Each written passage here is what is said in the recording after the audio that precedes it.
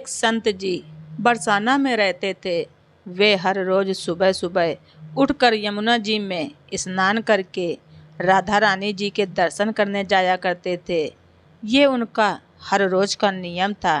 जब तक वो राधा रानी जी के दर्शन नहीं कर लेते थे तब तक वो जल भी ग्रहण नहीं करते थे। दर्शन करते करते उनकी उम्र करीब 70 साल की हो गई थी। आज सुबह भी वो रोज की तरह उठे और उन्होंने यमुना जी में स्नान किया और राधा रानी के दर्शन करने गए। मंदिर के पट खुले और राधा रानी जी के दर्शन करने लगे।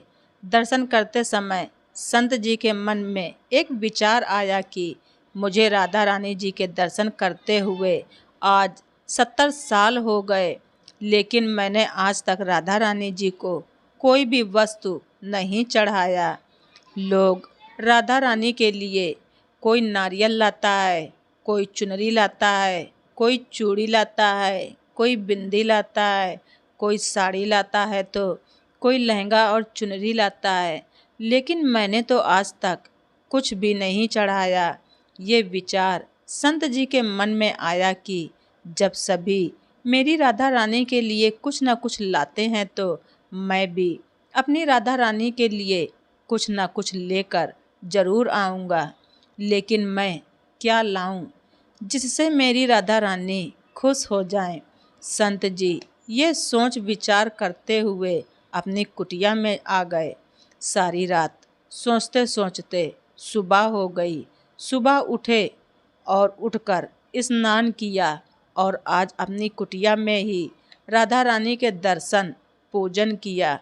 दर्शन पूजन के बाद बाजार से जाकर सबसे सुंदर वाला लहंगा और चुनरी का कपड़ा लाए और अपनी कुटिया में आकर के अपने ही हाथों से लहंगा और चुनरी को सिला और सुंदर सा लहंगा और चुनरी में गोटा लगाया। जब पूरी तरह से लहंगा और चुनरी को तैयार कर लिया तो मन ही मन में सोचा कि इस लहंगा और चुनरी को अपनी राधा रानी को पहनाऊंगा तो मेरी राधा रानी जी बहुत ही सुंदर लगेंगी। ये सोच करके संत जी उस लहंगा चुनरी को लेकर राधा रानी जी के मंदिर को चले। मंदिर की सीढ़ियाँ चढ़ने लगे और अपने मन ही मन में सोच रहे हैं कि आज मैं अपने हाथों से बनाए हुए लहंगा चुनरी को राधा रानी जी को पहनाऊंगा तो मेरी लाडली राधा रानी बहुत ही सुंदर लगेंगी। ये सोचते हुए जा रहे थे। इतने में एक बरसाना की लड़की मीरा आई और बाबा से कहा, बाबा आज आप बहुत खुश लग रहे हो, क्या बात है बाबा बताओ ना। तो बाबा ने कहा, मीरा आज मैं बहुत खुश हूँ। आज मैंने अपने हाथों से अपनी राधा रानी के लिए लहंगा और चुनरी बनाया है। इस लहंगा चुनरी को राधा रानी जी को पहनाऊंगा और मेरी राधा रानी जी बहुत ही सुंदर दिखेंगी। तो उस मीरा ने कहा, बाबा मुझे भी दिखाओ ना, आपने लहंगा चुनरी कैसा बनाया है। लहंगा चुनरी को देखकर मीरा बोली, अरे बाबा राधा रानी के पास तो बहुत सारे सुंदर सुंदर लहंगा चुनरी हैं, ये लहंगा चुनरी आप मुझे दे दो ना।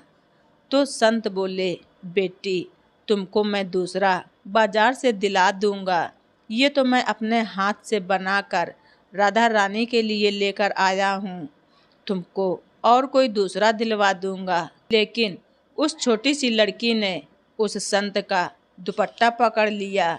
बाबा ये लहंगा चुनरी आप मुझे दे दो। पर संत जी भी जिद करने लगे कि दूसरी दिलवा दूंगा, ये नहीं दूंगा। लेकिन मीरा भी इतनी तेज थी कि संत जी के हाथ से दुपट्टा लहंगा चुनरी को छीन कर भाग गई।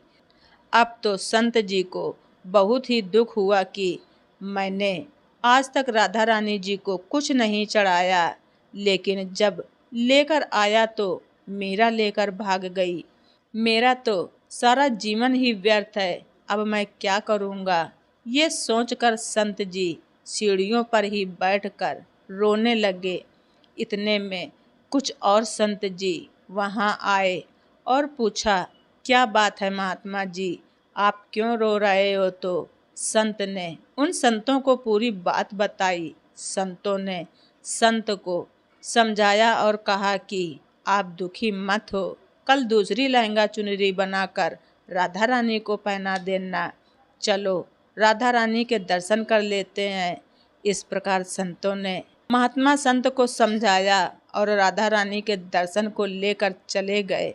उनका रोना तो बंद हुआ, लेकिन मन में अभी भी अशांति थी, क्योंकि मनोकामना पूरी नहीं हुई थी।